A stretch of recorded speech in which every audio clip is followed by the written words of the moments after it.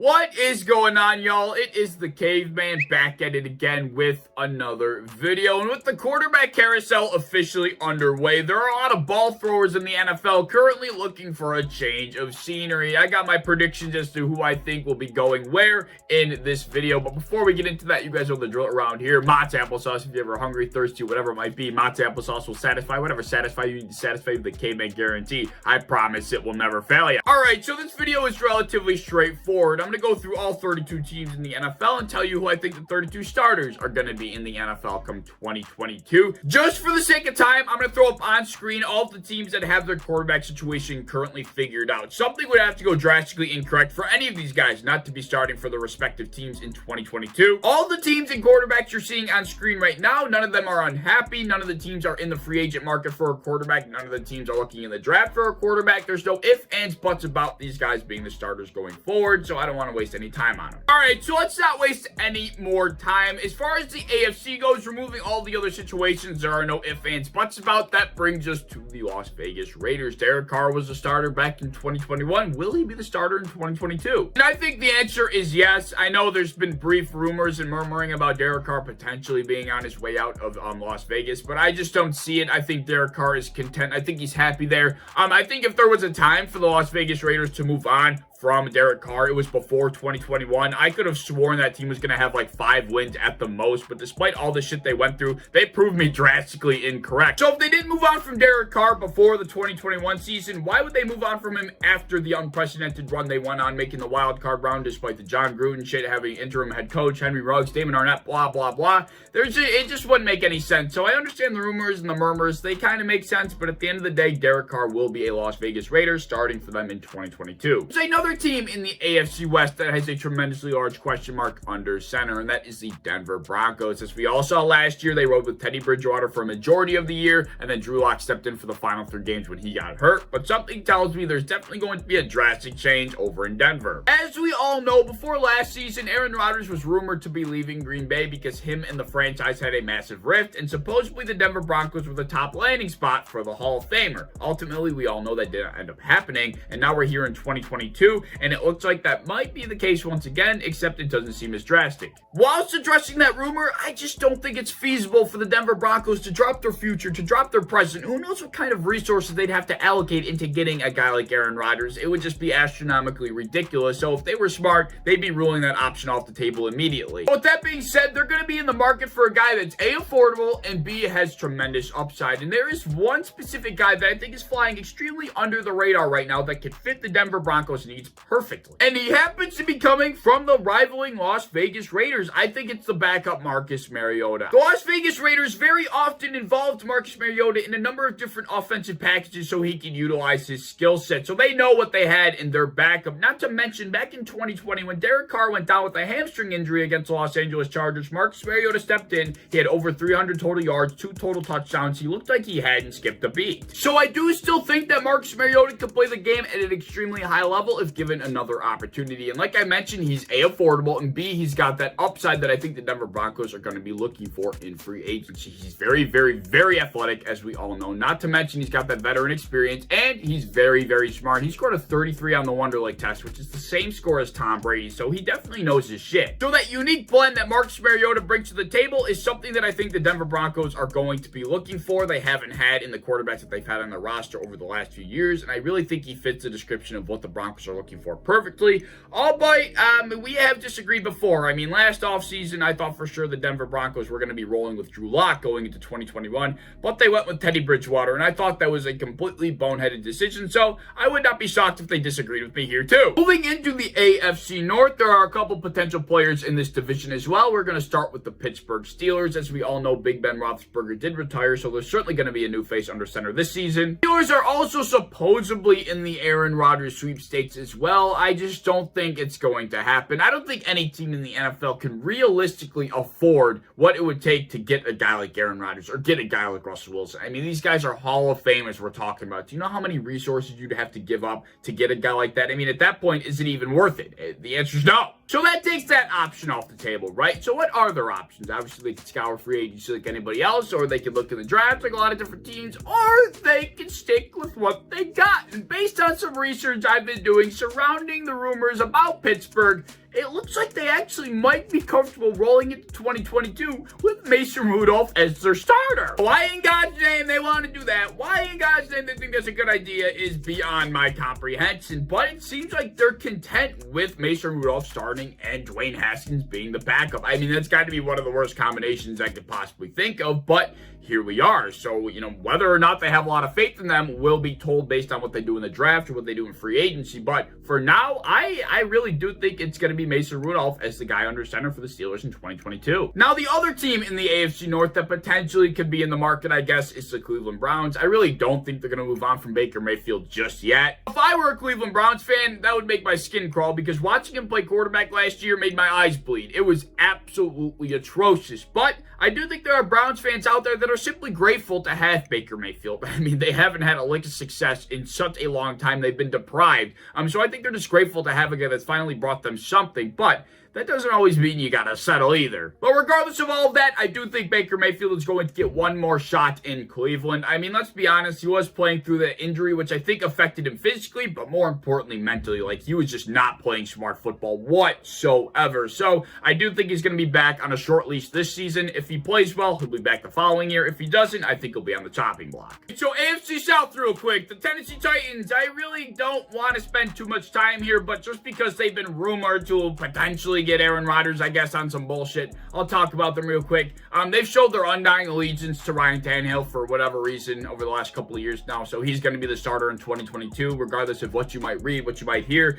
They seem pretty committed to Tannehill, and that's not going to change. Quickly touching on the Texans, as much of a mess as they truly are, it looks like they found their guy for at least the next 1 or 2 years. Davis Mills stepped in when he was asked, and he actually looked pretty damn good doing it and progressed as the year went on. The final team in the AFC that I want to touch on is the Indianapolis Colts. This should be a super fun one. The general manager of the Colts, Chris Ballard, has made it pretty clear that he was upset with the way the year ended, and he's done with Carson Wentz. I mean, they should have been not only a playoff team, but a potential AFC title contender, and they didn't even make the postseason, and Chris Ballard's looking for a quarterback change. So who are the Colts' options? Well, I certainly think they're out on any potential Aaron Rodgers, Russell Wilson sweepstakes. I just don't think they're a big splash team. Not to mention, I don't think they can afford it. I mean, if I don't think the Broncos or the Steelers can afford it, the Colts certainly cannot either. The Colts gave up 2 pretty valuable picks to acquire Carson Wentz before last season, so even if they wanted to make a big splash like that, I just don't think they straight up could. Well, the question is, what else is out there? Jimmy Garoppolo's name has been associated and tied to the Indianapolis Colts a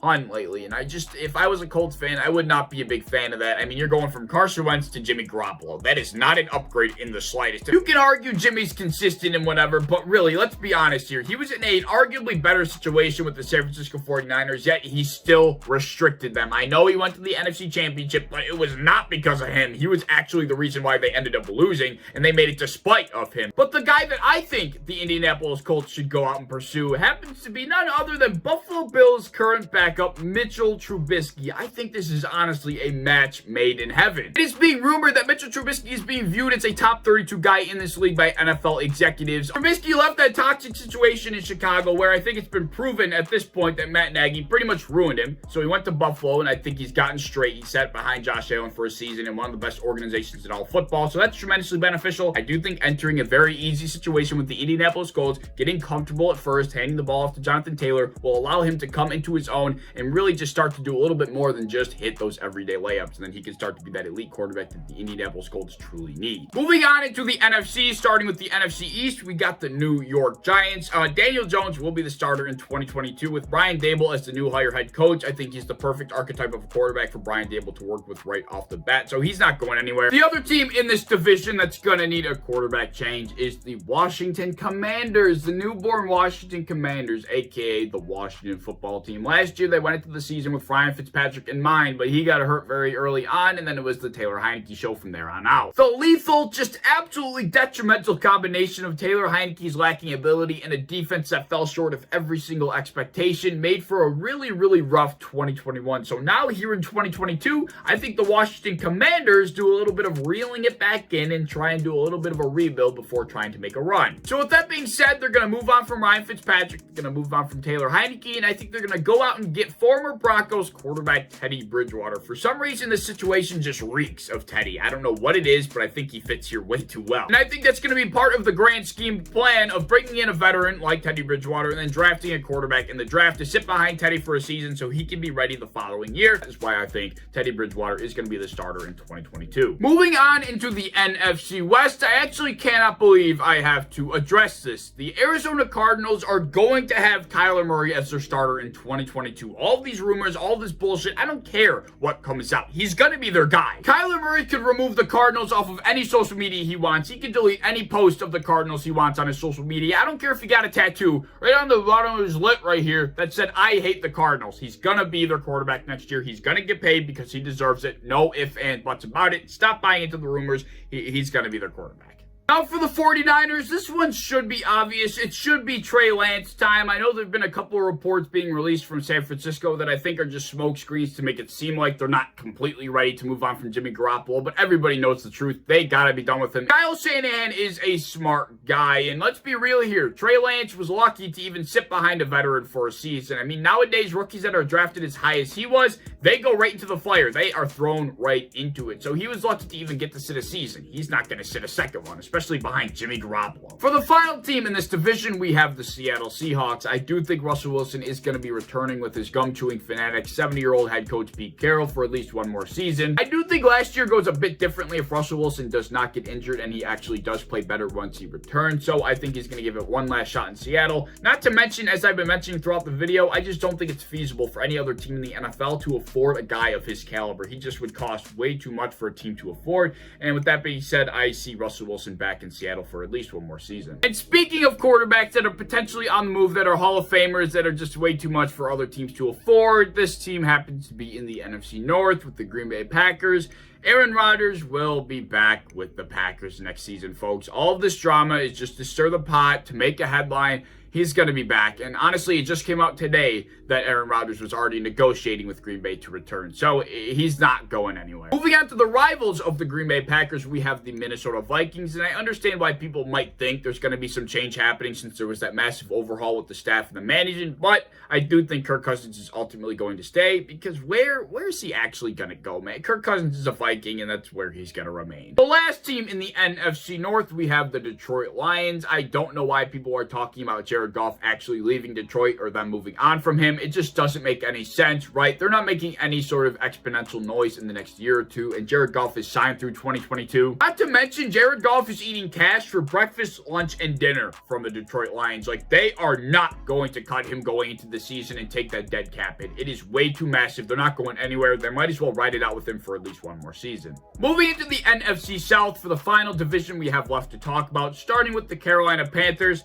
And my God, do they have a massive question mark under center right now. This team has gone through failed experiment after failed experiment after failed experiment. A couple years ago, it was Teddy Bridgewater who brought them to ultimate mediocrity. Then this year, they go and trade for Sam Darnold. He starts off so hot, and then suddenly he starts to suck, and he gets hurt. And then they bring in Cam Newton. They have the big reunion, the big happy homecoming, and then he plays well, and then he starts to suck out of nowhere. So they really got to figure something out. I think they're going to go out and get a veteran. They're going to scour free agency, and they're going to come to the conclusion that Nick Foles, the third stringer from Chicago, is their guy. Nick Foles, Super Bowl champion and Super Bowl MVP, wasn't getting a fair shot over in Chicago. I do think he's going to be a starter somewhere this season, and I think the Carolina Panthers are going to take one last little itty-bitty effort before going and falling back into a little bit of a rebuild and taking on a guy like Nick Foles to see what kind of damage they can do. Next, we got the Falcons, and I understand there hasn't been much movement on this front, but I wanted to throw my 2 cents in on this situation. Matt Ryan is a guy that I do think is on the slow decline, but could go to another team and make them pretty much instant contenders. I really think he should be the name that everybody is talking about. Not Aaron Rodgers, not Russell Wilson. I do think Matt Ryan should be that name. But as I mentioned, it doesn't sound like Matt Ryan is looking to get out of there, and it doesn't sound like the Falcons are looking to move on from him. So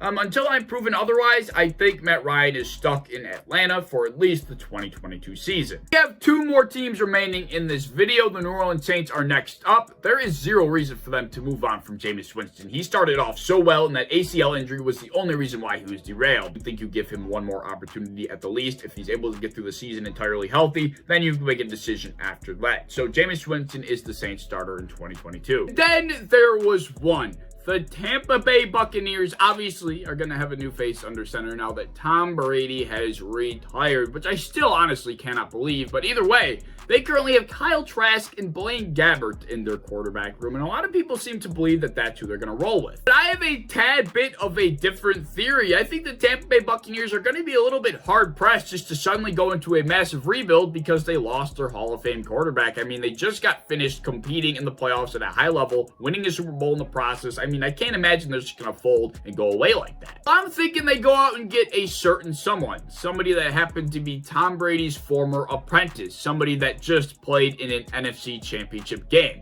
Jimmy Garoppolo. Yes, I do think the Tampa Bay Buccaneers go out, they get a veteran, and it's Jimmy G. Jimmy Garoppolo to the Buccaneers makes sense because assuming they're able to retain some of the weapons that they had over the last couple of years, Jimmy Garoppolo will have that offensive line, he'll have that run game, he'll have some weapons around him, and he'll also have a top 5, top 10 defense if they can stay healthy. So, with all of those pieces, we've seen what Jimmy Garoppolo has been able to do with the past. I mean, he's been able to take the 49ers to the conference championship, to a Super Bowl. So, what's stopping the Buccaneers from thinking that he can do the same for them? But yeah, those are my predictions as to who I think will be the 32 starting quarterbacks in the NFL come 2022. I might make another video like this later down the line once we have more information about all these teams and once the offseason is really underway. This is extremely premature, so I guess time will only tell. But let me know your thoughts down in the comment section below, what you agree, what you disagree with, and any thoughts you might have in general. But as always, if you enjoyed, please like, subscribe, do all the fun stuff. If you want to hit the bell to be notified when I upload, I'd appreciate that. You want to go over to Twitter, follow me over there, I'd appreciate that as well. I have a TikTok down in my description that I think you should check out, and I hope to see you in the next one. Peace.